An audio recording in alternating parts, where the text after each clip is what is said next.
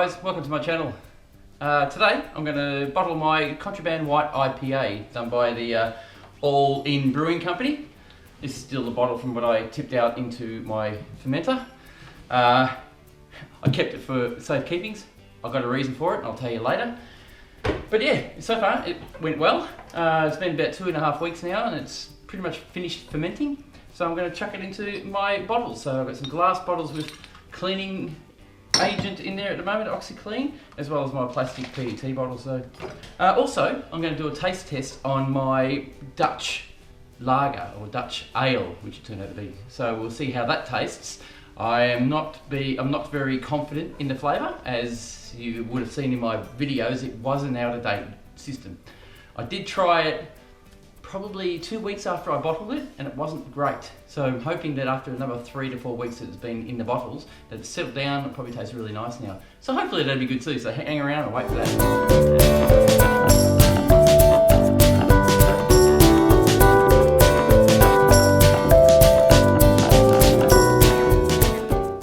So after I clean these with OxyClean, I'll put a little bit of water in each, rinse them out, and actually use my little rinse thing I just purchased, which is a great idea. It's better than shuffling and mucking around bottles all day long. So I'll just fill it up with just fresh water. I have sanitizer already set up, ready to go, but with sanitizer, with these sanitizer balls, especially in Mangrove Jack's no rinse sanitizers, these guys have little balls, and the little balls don't dissolve very quick, so it can be a nuisance, real big nuisance. Sorry, but that sun's blinding me. So I use fresh water just to get rid of any of the excess OxyClean in the bottles. So I just rinse it out with this just fresh water, place the bottle on the ends, and basically do the whole lot again, just rinsing them, and then I'll put sanitizer in this little bowl here, and I'll do it all over again. So yeah, so bear with me.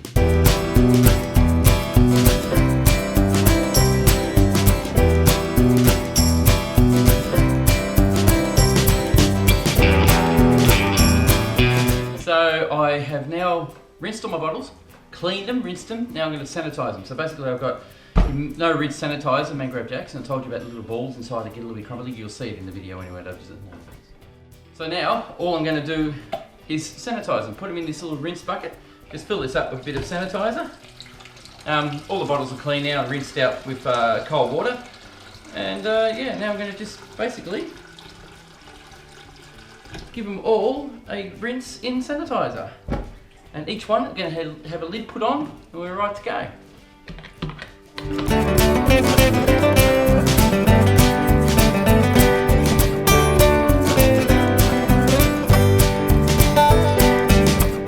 Okay guys, before I get stuck into bottling all this stuff, this is my Contraband White IPA, I'm going to do a quick taste test on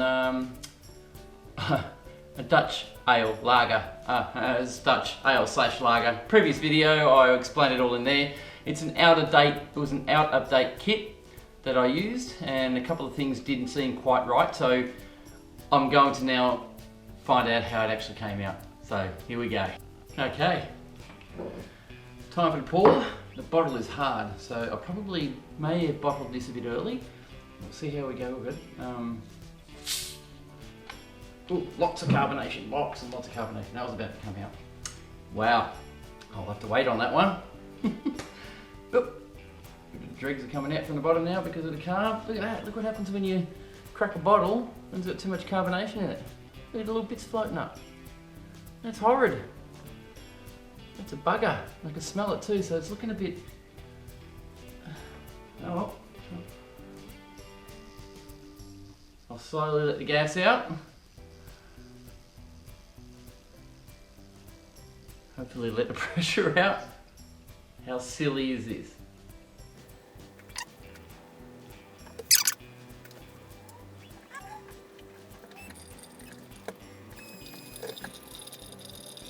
Okay, this is what happens when you don't let it finish fermenting, and the carbonation you can see. I don't want to taste it yet, but we'll pour it into a glass and see how much I actually get that it's going to be beer.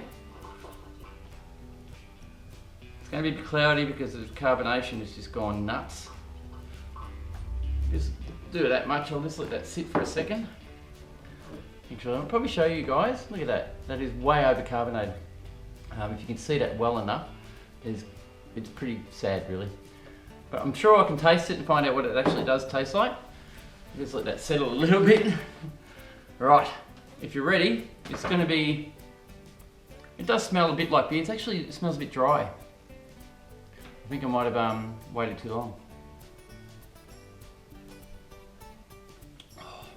Well and truly carbonated. It's got a fruity taste to it. It's actually quite good. It's not something I'll drink every day.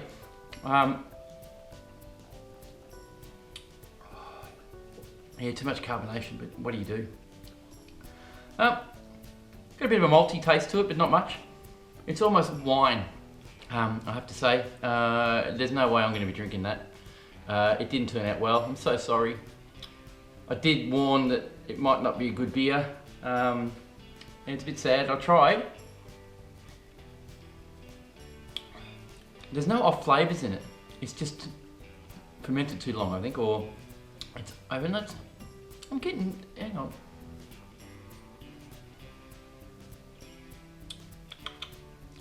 I'm tasting an ash.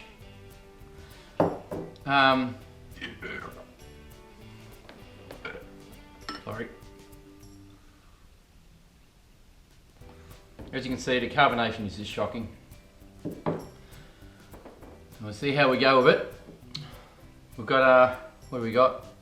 This is a Mangrove Jack's Dutch lager that was out of date.